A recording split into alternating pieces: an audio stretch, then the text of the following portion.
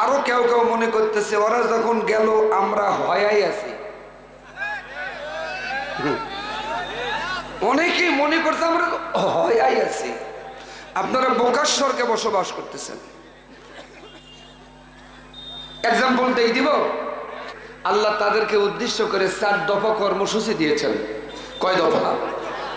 1 number, আল্লাযীনা ইম্মাক্কান্নাহুম feel আরদি আকামুস সালাতা ওয়া আতুজ যাকাত আমারু বিল মা'রুফি ওয়া নাহাউ আনিল মুনকার।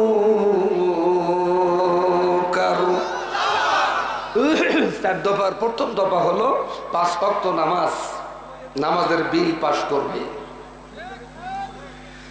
আজকে আমি বলতেছি, ইমাম সাহেব বলতেছে পোষালে পড়ছেন না, পোষালে পড়ছেন না। আগামীকাল যদি ডক্টর ইউনুস বলে 68,000 গ্রাম বাংলায় আজান দিচ্ছেন মুয়াজ্জিন, এই আজান শোনার পর যারা মসজিদে যাবে না শুধু বলবে র‍্যাব, জি স্যার 5-10টা বাড়ি 10,000 টাকা জরিমানা 3 মাস জেল। খোদার কসম একটাও বেনামাজি থাকবে না। দায়িত্ব কার? সরকারের। দায়িত্ব নিয়েছে কারা? আলেম ওলামারা। সম্মানিত ভাইয়েরা, আরো একটি কথা বলতে চাই। এক জালেম বিদায় নিল, আরো কেউ কেউ মনে করতেছে ওরা যখন গেল আমরা হয়াই আছি।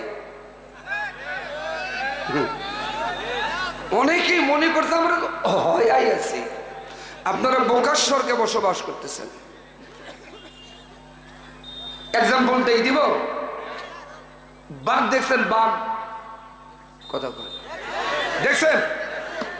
বাঘ থাকে জঙ্গলে, তনি রাজা। গরু গেছে ঘাস খাবা জঙ্গলে, গরুক দেখা মাত্র বাঘ ধাওয়া করছে। জীবনের ভয় সবার আছে। গরু দিছে দৌড়, সামনে গর্ত, গরু দেখেনি। ওই গর্ত এমন গর্ত, আবার এত কাদা, পড়ে যাওয়ায় 4 পা একবারে বসে গেছে, ডুবে গেছে। উনি আর সামনেও যেতে পারছেন না, পিছনেও যেতে পারছেন না।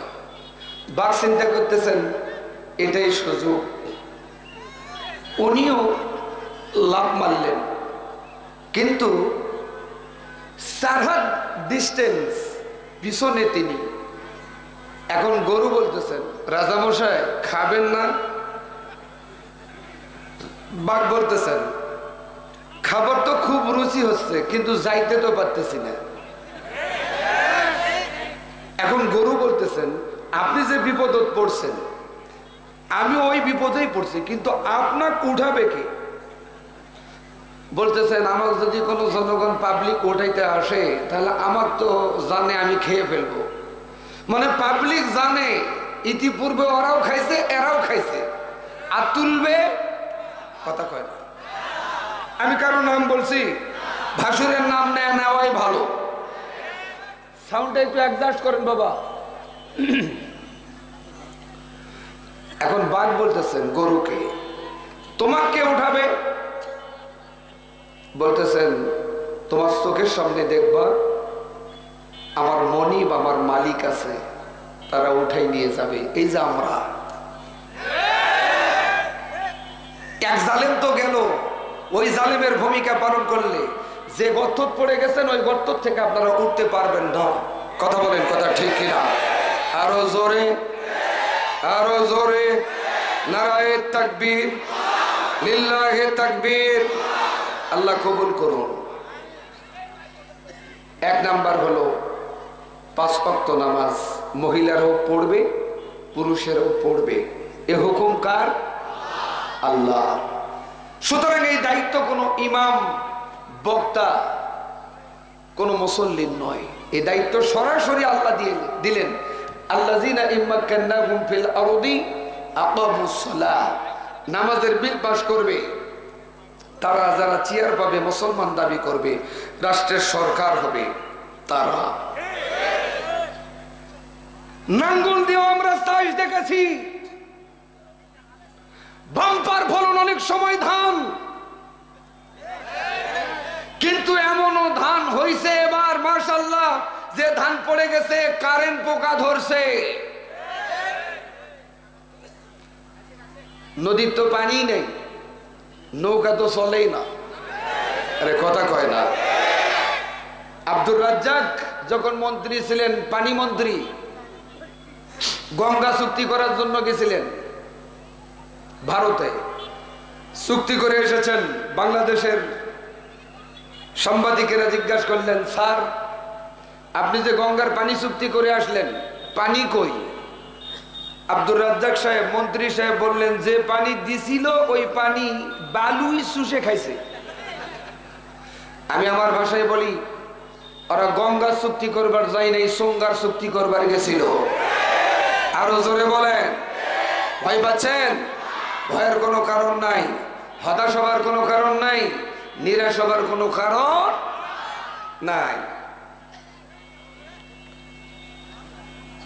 2 নম্বর হলো ওয়াতুজ যাকাত, যাকাত আদায় করবে সরকার। আর যাকাত ভিত্তিক সমাজ রাষ্ট্র যদি পরিচালনা হতো, ধনী গরিবের মাঝে বৈষম্য থাকতো না। আর এই বৈষম্যের জন্যই ছাত্ররা আন্দোলন করলো। আবার 2 নাস্তিককে উপদেষ্টা হিসাবে বসালো, সেটা হলো ফারুকি। কথা কয় না এরা? ছাত্ররা আন্দোলনে নেমেছে, আলটিমেটামও দিয়েছে, আমরাও আলটিমেটাম দিচ্ছি, অনতিবিলম্বে এদেরকে পদত্যাগ করান। এই জন্য আমরা বৈষম্যের ছাত্র আন্দোলন করে নাই। যে দেশে বৈষম্য থাকবে না, এই জন্যই আন্দোলন করা হয়েছে। রক্ত দিয়েছি, প্রয়োজন বোধে আরো রক্ত দিব, কিন্তু কোন বাতিলের কাছে আপোষ হবে না, মীমাংসা হবে না। কথা বলেন, কথা ঠিক কিনা? যাকাত আদায় করবে সরকার। যাকাত এখন আদায় করি আমরা। আপনারা পোষালে দেন না পোষালে দেন না, শুধু সরকার প্রধান বলবে, সেনাবাহিনী জি স্যার, যারা যাকাত দেনেওয়ালা যাকাত দিবে না, 5-10টা বাড়ি, 10,000 টাকা জরিমানা, 3 মাস জেল। ওর বাপ মারা গেছে, কবর থেকে স্বপ্ন যোগে বলবে, সাইফুল যাকাতটা আগে দে। আর এখন পোষালে দিচ্ছেন না পোষালে দিচ্ছেন না। আমারও বিল মারুফ, ভালো কাজের আদেশ করবে ওনারা, মানে সরকার যারা, তারা অনাহা আনিল মুনকার, অসৎ কাজ থেকে বিরত রাখবেও ওরা। বিড়ি, গুল, জর্দা, আলোয়া, তামাক, আফিম, আইস, হিরোইন, ফেন্সিডিল, ইয়াবা ট্যাবলেট, বিসি, বাবা। নিজের বাপক 2 বার ডবল কোনোদিন বাবা বলেনি। বাবা স্বাধীনতার 54 বছর ধরে মদ মাদকতা, আফিম, আইস, হিরোইন, ফেন্সিডিল বন্ধ হয়েছে কি? বন্ধ হয় নাই। শুধুমাত্র কেবলমাত্র মানব রচিত সংবিধান দিয়ে 54 বছর ধরে অনেক আন্দোলন করলাম, বন্ধ করতে পারি নাই। আসলে আগামী দিন আমরা সব দেখলাম, কিন্তু একটা বিষয় দেখলাম না, কোরআনের সংবিধান। আরো জোরে বলেন। এই কোরআনকে পার্লামেন্টে পাঠান, আগামীর পার্লামেন্টে যারা সংসদ সদস্য হবে, খোদার কসম করে বলি, বাংলাদেশে কোনো মদ মাদকতা, ইয়াবা ট্যাবলেট খুঁজেও পাওয়া যাবে না। কথা বলেন, কথা ঠিক কিনা? এমন একটা সোনার রাষ্ট্র যদি গড়াইতে হয়, তাহলে কোরআনের বিকল্প কোনো পথ আছে কি? এই জন্য দলমত নির্বিশেষে এই কোরআন আগামী দিন সংবিধানের কিতাব হবে, সংবিধান হবে। বঙ্গভবনে কারা কারা রাজি আছেন? পার্বতীপুরের ভাইয়েরা 2 হাত তুলে আমার আল্লাহকে একটু দেখাই দেন। নারায়ে তাকবীর, জোরে আলহামদুলিল্লাহ। আমি কি কোনো দলীয় কথা বললাম? যে অনেকে ভাবতে পারেন আপনি কি জামাতের এজেন্ডা নিয়ে আসছেন। আমি কি জামাতের কথা বললাম? বলেন। আমি কি চরমনাইয়ের কথা বললাম? আমি কি বিএনপির কথা বললাম? যদি মুসলমান দাবি করেন, সব সংবিধান আমরা দেখলাম, কিন্তু আল্লাহর কোরআনের সংবিধান আমরা দেখলাম না। কথা বলেন, কথা ঠিক কিনা? যে দলের কর্মসূচিতে কোরআন নাই, হাদিস নাই, ওই দল মুসলমানের জন্য করা বিলকুল জায়েজ নাই। কথা বলেন, কথা ঠিক কিনা? একটা আওয়াজ দিয়ে কথা বলতে হবে, এটা মুসলমানদের আওয়াজ হয় নাই। আওয়াজ দিয়ে বলেন ঠিক। এই 4 দফা কর্মসূচি পালন করুক আগামী সরকার, এটা আপনারা তো চান। ইনশাল্লাহ বলেন, ইনশাল্লাহ। ইনশাল্লাহ আসবেও তাই, ইনশাল্লাহ। সামান্য একটা টিপস দিলাম, আসবেও তাই ইনশাআল্লাহ। সম্মানিত ভাইরা আমার, 1 নাম্বার হলো মা বোনদের ওয়াজ করছিলাম নামাজ, মনে আছে? মহিলারাও পড়বে, পুরুষেরাও পড়বে, এ হুকুম কার? আল্লাহ। 2 নম্বর হলো রমজান মাসের রোজা। আচ্ছা ভাইরা বলুন তো, রোজা মহিলারা বেশি করে না পুরুষেরা? জোরে কোন? যত প্রশংসা করবেন ভালোবাসা বাড়বে না কমবে? তাহলে বাড়ুক, জোরে বলেন, বেশি রোজা করে কারা? আমি একমত, একাত্মতা ঘোষণা করলাম, ওরা রোজা বেশি করে, মাসেরটা করে, নফল করে, সুন্নত করে। স্বামী অসুস্থ হলে তার জন্য 2টা নিয়ত করে করে।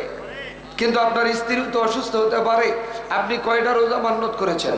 একটাও করেন নাই, বরং বলেছেন কতক্ষণে মরে, মরলেই 1.5-2 লাখ। এ পার্টিও কত কয় না। যৌতুক নেওয়া যাবে? জোরে বলেন, যৌতুক নেওয়া যাবে? কিন্তু হাজি হজ করে আসার পর ছেলে বিয়াও দিবে, যৌতুক ছাড়া বিয়াও দেয় না। এটা টাটকা শয়তান হাজি, এটার হজ হয় দন্ত নয়কারী হস্যই। হাজি হজ করে আসার পর মেয়ে পাবে 5 বিঘা, 5 কাঠা জমি দিয়ে বলে মা দুধে ভাতে খাস। এটারও পাক্কা শয়তান হাজি, এটার হজ হয়। হজ করে আসার পর রামপন্থী বামপন্থী দলকে সাপোর্ট করে। তোমার ভাই, আমার ভাই, উল্লুক ভাই, ভাল্লুক ভাই। উল্লুক ভাইয়ের চরিত্র, আরে কথা কয় না,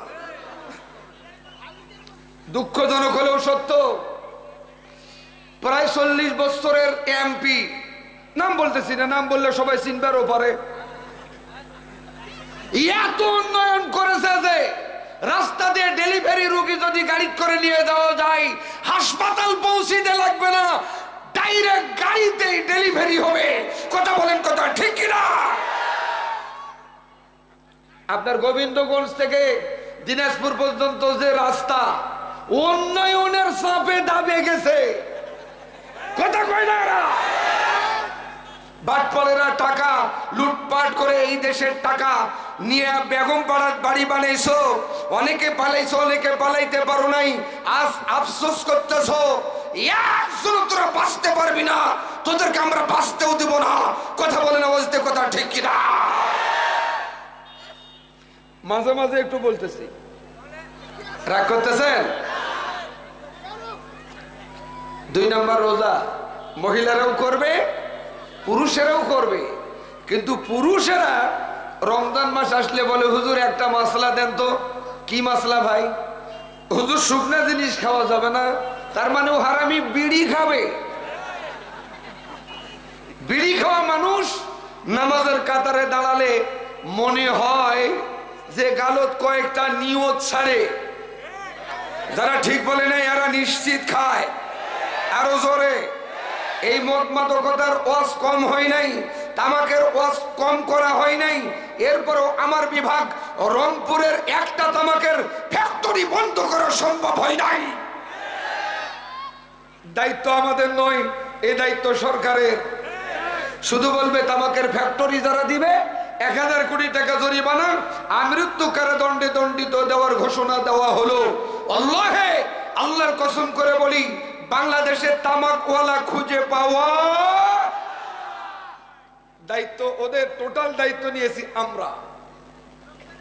এই জন্য তো পরিবর্তন হয় না। কিয়ামত পর্যন্ত আওয়াজ হবে, আওয়াজ হবে, শব্দ হবে, পরিবর্তন হবে না। 3 নম্বর স্বামীর খেদমত।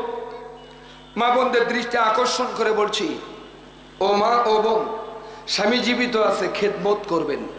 নবী বললেন, স্বামী স্ত্রী দেখা মাত্র সালাম দিবেন, সালাম দেয়া মুসাফা করবেন।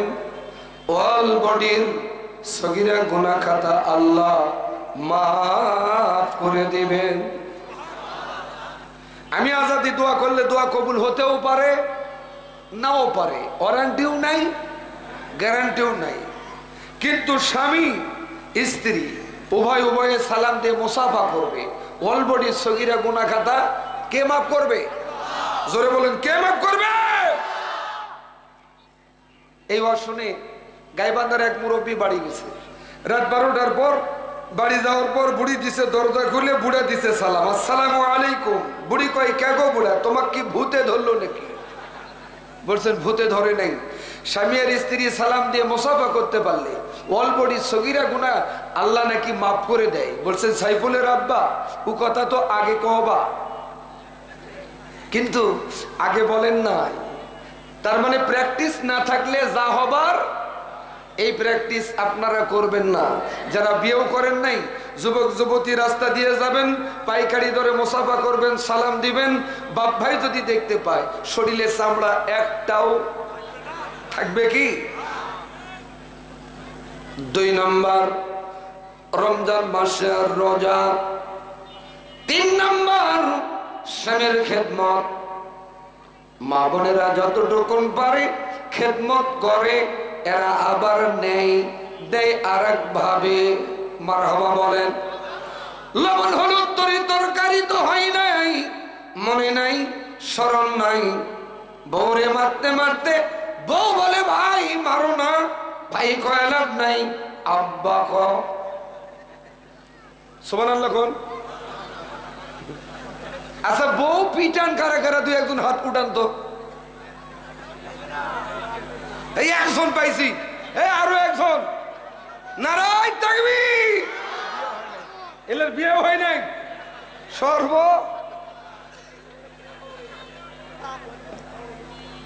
আপনাদের কি কষ্ট হচ্ছে? বউ মারা যাবে না কে বলছে? অবশ্যই মারা যাবে, কিন্তু মারার সিস্টেমটা তো জানতে হবে, পরিমাপটা তো জানতে হবে। লাঠি দিয়ে মারবেন না, মেসওয়াক পরিমাণ লাঠি দিয়ে আঘাত করবেন। মারুয়া পিলিয়াস যারা মনে মনে ভাবতেছেন হুজুর এত ছোট লাঠি দিয়ে মারলে কি পোষাবে, আসলে ছোট লাঠি দিয়ে মারলে তো পোষাবে না, পোষাপুষির একটা ব্যাপার। কথা কয় না যুবকের, একটু কথা বলেন আরো জোরে।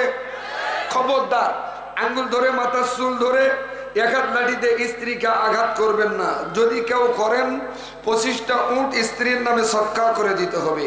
মা বোনদের দৃষ্টি আকর্ষণ করে বলছি, ও মেডিয়ার মা ও বোনেরা, ইতিপূর্বে যারা মার খেয়েছেন মাফ করবেন। আগামীকাল থেকে কেউ যদি মারার নিয়ত করে আপনি ওপেনে বলবেন গোলামের বেটা মারবা মারো, আপত্তি নাই। আজাদি আমাদের রস করে দিয়েছেন 25টা উট দিয়ে মারো। দেখবেন উটও জুটবে না, কপালত মারো, সুবহানাল্লাহ বলবেন না। মানে আপনাদের এই মেয়ে মানুষগুলোর উপর হিংসা আছে, হিংসা আছে। হাসিনার উপর থাকবার পারে, এদের উপর তো নেই। তাহলে একটু জোরে বলেন দেখি সুবহানাল্লাহ, আলহামদুলিল্লাহ। 3 নম্বর স্বামীর খেদমত। 4 নম্বর ইজ্জতের হেফাজত করুনা ফি বুয়ুতিকুন্না ওয়ালা তাবাররুজনা তাবাররুজাল জাহিলিয়াতিল উলা।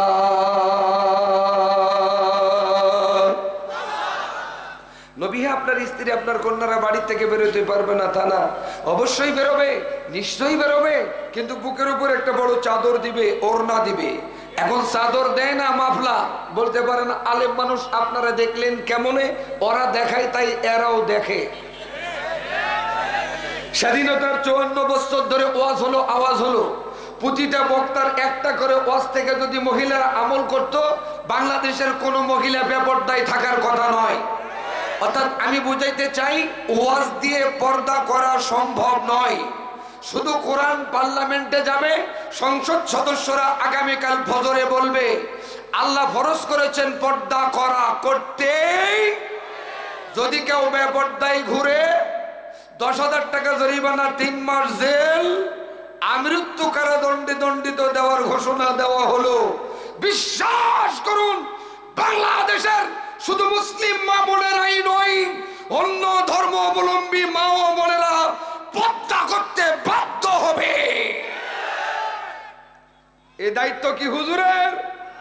এই দায়িত্ব সরকারের। কথা বলেন ঠিক কিনা? স্বামীর উপস্থিতিতে অনুপস্থিতিতে ইজ্জতের হেফাজত করবেন, এই 4টি আমল করবেন, 8টা জান্নাতের যে কোনো দরওয়াজা দিয়ে বিনা হিসাবে আল্লাহর জান্নাত যাবেন। মা বোনদের জান্নাত পর্যন্তই রাখলাম। এখন আপনাদের ওয়াজ, এটা তাকবীর দেন তো, তাকবীর দেন। নারে তাকবীর। হয় নাই, আওয়াজ দে। লিল্লাহে তাকবীর। দুই হাত তুলে লিল্লাহে তাকবীর। আল কোরআনের আলো। আল্লাহ কবুল করুন। মাইকের অবস্থা আলহামদুলিল্লাহ ভালো, কিন্তু গলার অবস্থা তেমন ভালো না, কষ্ট হচ্ছে। আলা ইন্না আউলিয়া আল্লাহি লা খাউফুন আলাইহিম ওয়া লাহুম ইয়াহজানুন। আল্লাহর যারা বন্ধু হয় তাদের ভয় দুনিয়াতেও নাই, আখিরাতেও নাই। ওলি তো তারা যারা 5 ওয়াক্ত নামাজ, তাহাজ্জুদের নামাজ কাজা করে না ওরা। বাংলাদেশে একজন ওলি পেয়েছিলাম, তিনি আর কেউ নয়, তিনি হলেন শহীদ আল্লামা দেলোয়ার হোসেন সাইদি। ওনার জীবদ্দশায় যতদিন জেলখানা পর্যন্ত ছিলেন, উনি 5 ওয়াক্ত নামাজ, তাহাজ্জুদের নামাজ কোনোদিন তার লাইফে কাজা করেন নাই। বাংলাদেশের ভাগ্যাকাশ নিয়ে যে গবেষণা করেছেন, তিনি কোরআন থেকে রিসার্চ করেছেন। যা বলেছেন আজ থেকে 53 বছর পূর্বে, আজ বাংলাদেশের ভাগ্যাকাশে হুবহু তাই ঘটছে। আরো জোরে সাইদি ভক্ত একটা আওয়াজ দিয়ে কথা বলেন। আমি সাইদি ভক্তের আওয়াজ এত নরমাল শুনতে চাই না, একটা আওয়াজ দিয়ে বলেন ঠিক। আরো জোরে। আলহামদুলিল্লাহ। সম্মানিত ভাইরা, এক হুজুর রাস্তা দিয়ে যাচ্ছেন। এই হুজুর সাধারণ কোন হুজুর নয়, আল্লাহর ওলি। এক যুবকের সঙ্গে দেখা, যুবক দেখা মাত্র সালাম দিলেন, আসসালামু আলাইকুম। মনে হয় পার্বতীপুরের মানুষ সালামের জবাব জানেন না। আসসালামু আলাইকুম। সালাম দেওয়া কি? জোরে কর, সালাম দেওয়া কি? জবাব দেওয়া ওয়াজিব। খালি ওয়াজ শুনবেন, আমল করবেন না তা না, সিস্টেম জানতে হবে।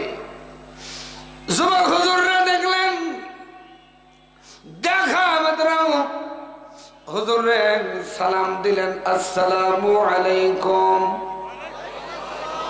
হুজুর জবাব দিলেন, ওয়ালাইকুম আসসালাম ওয়া রাহমাতুল্লাহ। যুবক বলেন, হুজুর আপনি আল্লাহর ওলি, আল্লাহর বন্ধু, আপনি আমার জন্য একটু দোয়া করবেন। আল্লাহর ওলি, আল্লাহর বন্ধু দোয়া করলেন, যা আল্লাহ যেন তো মানুষের মতো মানুষ বানিয়ে দেয়। কিন্তু এই দোয়া প্রতি যুবক ডাক দিয়া বলেন, হুজুর আপনি যে দোয়া করেছেন, এই দোয়া আমার পছন্দ হয় নাই। আপনি আপনার দোয়া ঘুরে নেন, ফেরত নেন। বলেন দোয়া করে কি দোয়া ঘুরে নেওয়া যায়? জোরে বলেন। আমার জীবনেও প্র্যাকটিক্যালি এমন একটা ঘটনা ঘটেছিল, যদি আপনারা কাউরে না বলেন আমি বলতে চাই। বলবো? আজ থেকে 15 বছর আগে এক এলাকায় ওয়াজ করতে গেছি। জায়গার নাম বললে আপনারাও শুনবেন, মিডিয়ার ভাইয়েরা আসছে। এই মিডিয়ায় যদি যায় তারা মনে মনে ভাববে আমাদের এলাকার বদনাম করে ওই হুজুর। এই জন্য আমি আন্তরিকভাবে দুঃখিত, জায়গার নাম জানা আছে কমু না। সুবহানাল্লাহ কয় না। মাহফিল শেষ করে পুরুষেরা পুরুষের গতিতে চলে গেল, কিন্তু মহিলারা দাঁড়িয়ে রইল, আবার পানির গিলাস নিয়ে। সুবহানাল্লাহ কয়। তা আমি তখন ছোট হুজুর, বিশেষ কিছু জানিও না। একজন কর্তৃপক্ষ বললাম, ভাই পুরুষেরা গেল কিন্তু মহিলারা থাকলো কেন? বলছেন হুজুর আপনার থেকে একটু পানিতে ফু দিয়ে নিবে, দম দিয়ে নিবে। সত্যি আমি বিশেষ কিছু জানি না, কি কয় ফু দিব। আবার মনে মনে ভাবতেছি, ফু যদি না দেই, দম যদি না দিই, মহিলা মা বোনেরা মনে মনে ভাববে এই হুজুরের রস শুনলাম। সিদ্ধান্তটাকে চেঞ্জ করলাম, যা আছে কপালে হবে কাল। পাইকারি ধরে ফু দিবার ধরলাম, কোন দিন যাই যাব যা, কথা কয় না। শেষে ফু দিতে শুরু করলাম। সবাই পানি পড়া দিয়ে গেল, কিন্তু একজন মহিলা কেঁদে কেঁদে বলেন, হুজুর আপনি আমার পানিটা একটু ভালো করে পড়ে দেন। আমি বললাম, বোন কেন গো বলো? বলেন, হুজুর 4 বছর হয়েছে, বিয়েও হয়েছে, সংসার জীবনে দাম্পত্য জীবনে স্বামী স্ত্রীর মিল মহব্বত আমাদের মাঝে নাই। আমি বললাম, বোন আমি কি করতে পারি? উনি বলছেন, হুজুর আল্লাহর কালাম পড়ে একটু ফু দেন না। আমার আয়াত মনে হলো, ওমিনান নাসি মাইয়াত্তাখিযু মিন দুনিল্লাহি আনদাদান ইউহিব্বুনাহুম কা হুব্বিল্লাহ ওয়াল্লাযীনা আমানু আশাদ্দু হুব্বান লিল্লাহ। এই আয়াতে কারিমা তেলাওয়াত করে যখন আমি পানিতে দম দিলাম, মহিলারে বললাম, বোন রাত 12টার ভিতর এ পানি পড়া তোমার স্বামীরে খাওয়াইতে হবে, পারবা? বলছেন, জি হুজুর পারবো। কথা অনুযায়ী তার স্বামীরে পানি খাওয়াই দিল। আমি মাহফিল শেষে বাড়ি আসি নাই, সভাপতির বাড়িতে ফজরের নামাজ পড় আল্লাহর গুণকীর্তন করছে, একটু জিকির আজগার করতেছে, দেখে একটা মহিলা আমাকে লক্ষ্য করে আসতেছে। মনে মনে ভাবতেছি গত রাত্রের ওই মহিলাই হতে পারে। চলে সিনে বাপ, মনে সিনে পাপ। হ্যাঁ, কথা অনুযায়ী মহিলা আমার কাছে চলে আসছেন। আসার পর আমার লম্বা সালাম দিলেন, আমি জবাব দিলাম আর বললাম, বোন কাজ কত দূর? মহিলা কেঁদে কেঁদে বলে, হুজুর আপনার তো আপনি ঘুরে নেন, আপনার দোয়া আপনি আচ্ছা বলেন, দোয়া করে কি দোয়া ঘুরে নেওয়া যায়? আমি বললাম, বোন কেন? বলেন, হুজুর 4 বছরে যতটুকু ভালোবাসা ছিল আপনার পানি পড়া খাবার পরে উপনাও নাই, হাসির খোরাক দেই নাই। ওই যুবক ডাক দিয়া বলেন, হুজুর আপনি যে দোয়া করেছেন এ দোয়া আমার পছন্দ হয় নাই, বরং আপনার দোয়া আপনি ঘুরে নেন, ফেরত নেন। হুজুর বলেন, বাবা দোয়া করে তো দোয়া ঘুরে নেওয়া যায় না, আমার সে বড় দরজার বড় মাপের একজন ওলি আছে, তার কাছে যাও, তিনি তোমার জন্য দোয়া করবে।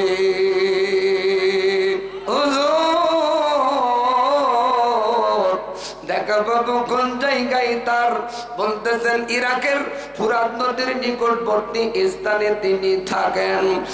একদিন নয়, 2 দিন নয়, 7 দিন পার হয়ে যায়, যুবকের সাথে অরিজিনাল হুজুরের সঙ্গে দেখা হয় না। এই দোয়া প্রার্থী যুবক পূর্বের হুজুরের উপর মহা গরম। এখনো কিছু মানুষ আছে হুজুরদের নাম শুনলো আর গাওয়াত আগুন ধরে।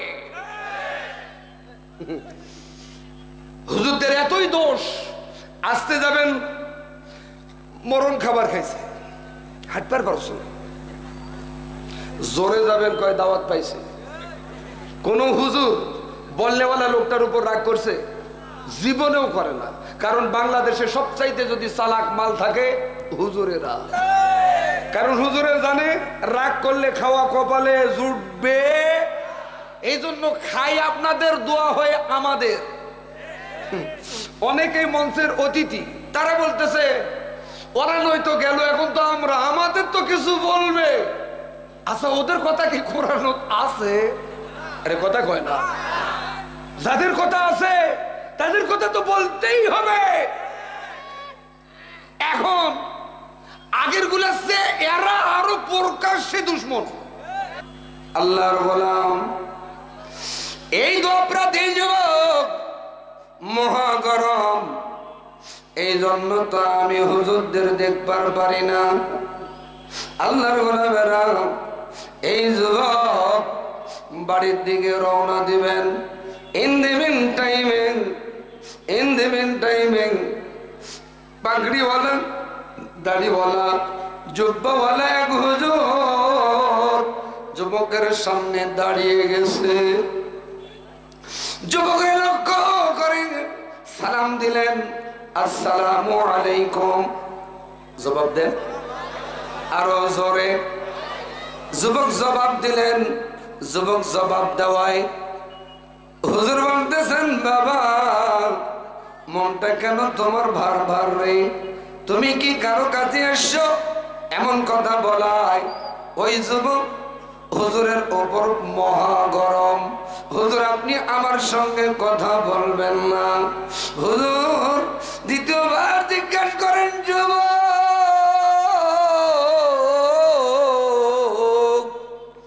তুমি কি কারো কাছে এসছো রে?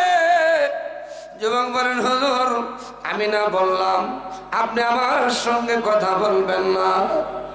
দ্বিতীয়বার জিজ্ঞাসা করলেন, যুবক রাগ করো না বাবা, তুমি কি কারো কাছে এসছো? এই যুবক বলতেছেন, হুজুর ফাদ্দার আমার সাথে কথা বলবেন না। চতুর্থবার জিজ্ঞাসা করলেন, বাবা তুমি কি কারো কাছে এসছো? এবার যুবক আর রাগ করতে পারে না। হৃদয়টা কেন যেন হুজুরের উপর নরম হতে লাগলো। যুবক বলেন, হুজুর বলতাম না কিন্তু বলতে বাধ্য হলাম। আমি এতবার রাগ দেখাইলাম, আপনি একটা বারো আমার উপর চোখ পর্যন্ত রাঙ্গাইলেন না, রাগ পর্যন্ত দেখাইলেন না। হুজুর আমি যার কাছে এসেছি, জিনার কাছে এসেছি, তার নাম হলো খিজির রহমাতুল্লাহ। চিৎকার মেরে কোন মারহাবা।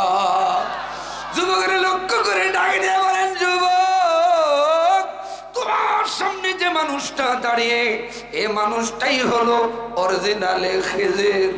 যুবক কেঁদে কেঁদে বলেন, হুজুর আমার বেয়াদবি আপনি মাফ করে দেন, হুজুর আমাকে ক্ষমা করে দেন।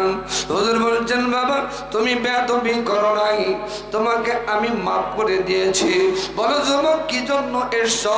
এ যুবক বলেন, হুজুর আমি ধন সম্পদ যাবার জন্য আসি নাই, আপনি আমার জন্য একটু দোয়া করবেন। মারহাবা বলেন।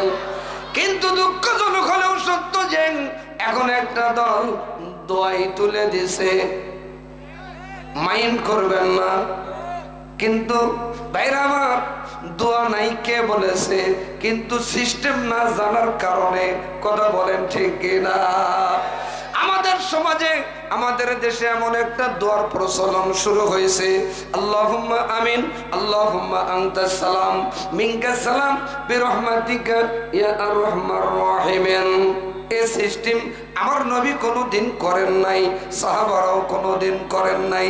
কথা বলেন কথা ঠিক কিনা? আল্লাহর গোলামেরা এমন মুনাজাত করে জীবনের গুনাহ মাপ নেওয়া সম্ভব নয়। ফরজ নামাজের পর দোয়া আছে না নাই? জোরে বলেন সুবহানাল্লাহ 33 বার। বলেন সুবহানাল্লাহ 33 বার, আলহামদুলিল্লাহ 33 বার, আল্লাহু আকবার 34 বার।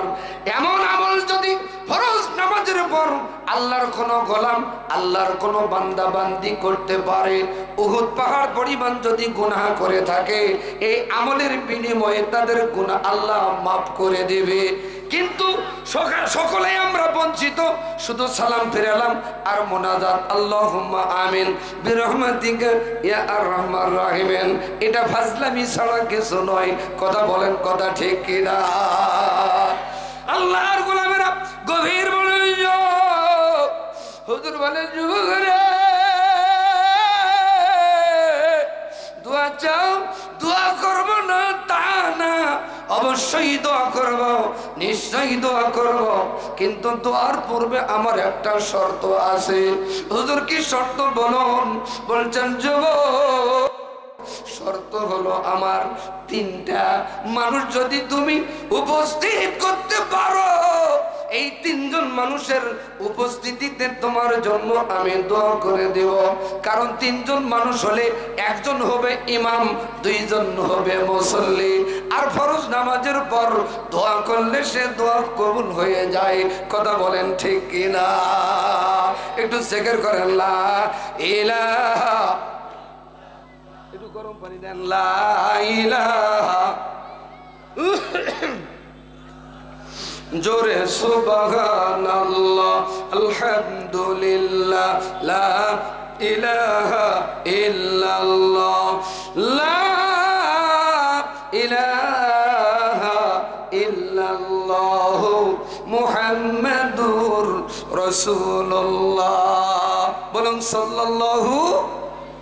আল্লাহর গোলামেরা গভীর মনোযোগ। যুবক ডাকতে বলেন হুজুর মানুষ পাবো কোন জায়গায়? হুজুর বলেন বাবা ইরাকের বাগদাদ শহরে মানুষের কোনো অভাব নাই। যে হুজুর এমন কথা বললেন এ হুজুর সাধারণ কোনো মানুষ নয়, আল্লাহর ওলি। আর ওলি যারা হয় তাদের ভয় দুনিয়াতেও নাই আখিরাতেও নাই। আলা বলেন আলা ইন্না আউলিয়া আল্লাহি লা খাউফুন আলাইহিম ওয়ালা হুম ইয়াহজানুন।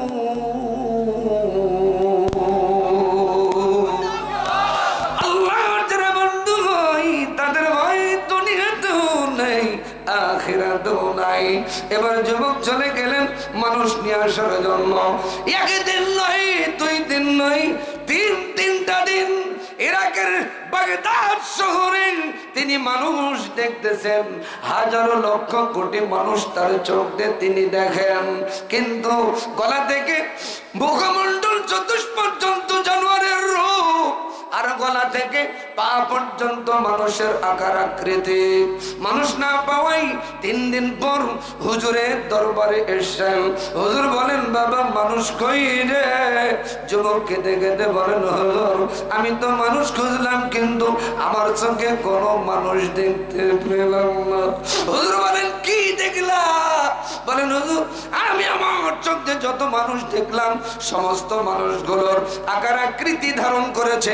গলা থেকে মুখমণ্ডল চতুষ্পর্যন্ত জানোয়ারের, আর গলা থেকে পা পর্যন্ত মানুষের আকার আকৃতি। হুজুরের কারণ কি আমি জানতে চাই। আজ থেকে ওই যুবক যদি জানতে চাই আল্লাহর ওলির কাছে, আমাদেরও ওই ঘটনাটা জানার দরকার আছে না নাই? কার কার আছে একটু হাত তুলে আপনাকে দেখেন তো। কুবরা সবাই বলে মসজিদের নাম কি? মসজিদে কুবা, ইহুদির জায়গা। নবী ইহুদিকে নিজে প্রস্তাব করলেন তুমি কি জায়গাটা দিবা, আমরা আল্লাহর ঘর বানাবো? ইহুদি দিবে? একবারই বলল জি না, আমি এই জায়গা বিক্রি দিব। নবীজি বাড়ি আসলেন, মনটা ভার, নবীরে ভালো লাগে না। আমি নবী চাইলাম আল্লাহর ঘর বানাবো, এমনি তো চাই নাই, টাকার বিনিময়ে তার বিনিময়েও জায়গাটা দিল না। মনকে বুঝ দিতে পারে না। আবু বকর নবীর বাড়ি আসলেন, নবীর মন খারাপ দেখার পর নবীজিরে ডাকতে বলেন ইয়া রাসূলুল্লাহ ইয়া হাবিবাল্লাহ মনটা আপনার ভার ভার লাগে কেন গো? নবী বলছেন আবু বকর পূর্বের ঘটনাটা বললেন এই জন্য আমার মনটা খুব ভার, খুব খারাপ। একটা আল্লাহর ঘর বানাইতে চাইছিলাম। বলছেন ইয়া রাসূলুল্লাহ আপনি যদি অনুমতি দেন আমি একটু দেখি না। ইহুদির কাছে যে নবী পারমিশন দিলেন, যাও। সুবহানাল্লাহ বলবেন না? গেলেন, যাবার পরে আবু বকরকেও ফেরত দিলেন। উমর আসছেন, উমরও এসে দেখেন নবীর মন খারাপ, আবু বকরের মন খারাপ। পারমিশন নিয়ে ইহুদির দোকানে উমর গেলেন, যে উমরকে দেখলে পেশাব পর্যন্ত মানুষের বন্ধ হয়। সুবহানাল্লাহ বলবেন না? সেই উমর যাওয়ার পরেও ফেরত দিলেন না। ওসমান কোন এক সফরে আসছেন, সফর থেকে বাড়ি আসছেন, এসে নবীর সাথে দেখা করবেন। এসে দেখেন নবীর মন খারাপ, আবু বকরের মন খারাপ, আলীর মন খারাপ। আহা, নবীকে জিজ্ঞাসা করে, নবী বলছেন এই ঘটনা, পূর্বের ঘটনাটা বললেন। ওসমান বলেন ইয়া রাসূলুল্লাহ ইয়া হাবিবাল্লাহ আপনি যদি অনুমতি দেন আমি একটাবার শেষ চেষ্টা, প্রাণ চেষ্টা না করতে পারি। নবী বলছেন ওসমান যাও। পারমিশন দেওয়া হলো। ওসমান চলে গেলেন, ইহুদির কাছে গিয়া বলেন নবী আমার জায়গা চাইছিল, দাও নাই। আবু বকর জায়গা চেয়েছে, দাও নাই। আলী চেয়েছে, ওমর চেয়েছে দাও নাই, আমি ওসমান বলতেছি জায়গাটা কি দেওয়া যাবে ভাই? যার বিনিময়ে তুমি চাও আমি তার বিনিময়ে জায়গাটা খরিদ করতে চাই। ইহুদি সুযোগ পাইলেন, বলছেন সত্যি ওসমান? বলছেন জি। দিবা? বলছেন হ্যাঁ। ওসমান মনটা ভরে গেল, ওসমানের খুশি, আমি নবীকে আল্লাহর ঘরের জায়গা উপহার দিতে পারবো, এর চেয়ে খুশি কি? ইহুদি বলতেছেন ওসমান রে জায়গা দিতে পারি একটা শর্তে। কি শর্তে? বলতেছেন তোমার সমস্ত সম্পদ যদি আমার নামে অক্ষ করে দাও। ওসমান বলেন আমি আমার সমস্ত জীবনের সমস্ত সম্পদ অক্ষ করে দিলাম। ওসমানের সমস্ত সম্পদ একটা মসজিদ ঘরের জন্য কি করলেন? দিয়ে দিলেন। এখন জায়গা দিতে চেয়েছেন, এই সম্পদ রসুলকে দিলেন, পিছে পিছে ইহুদি এসছেন, আলহামদুলিল্লাহ বলেন। রসুলকে বলছেন ইয়া রাসূলুল্লাহ, তিনি জায়গা দিতে রাজি হয়েছেন। বলছেন কিসের বিনিময়ে? বলছেন সমস্ত সম্পদের বিনিময়ে। আল্লাহ রসুল দোয়া করতেছেন, আল্লাহ আমার ওসমান যা করলো, ওসমানের জন্য এরকম জান্নাতে একটা ঘর বানিয়ে দিও। আস্তে কর, মসজিদ যারা বানায় আল্লাহ তার জন্য জান্নাতে এরকম একটা ঘর বানায়। সুবহানাল্লাহ বলবেন না? ইহুদি পিছনে বলেন ইয়া রাসূলুল্লাহ, শুধু ওসমানের জন্য দোয়া করবেন, আমার জন্য কি করবেন না? আমি ওসমানের সম্পদ চাই নাই গো নবী, আমি আমার সম্পদ আল্লাহর রাস্তে ওয়াকফ করে দিলাম। কালমা পড়ে মুসলমান হতে চাইলা, ইলাহা ইল্লাল্লাহ মুহাম্মাদুর রাসূলুল্লাহ সাল্লাল্লাহু। যারা মসজিদ ঘরে জায়গা অক্ষ করে, যারা দান করে, তাদের জন্য আল্লাহ জান্নাতে এরকম একটা ঘর তৈরি করে। এই মসজিদের উন্নতি করবে আমি মোটামুটি ভাবে 30টা মানুষ চাই, 5,000 করে টাকা। যদি কেউ উঠে বুঝতে হবে উনি 1 লাখ অত পরিমাণ টাকা দিবে।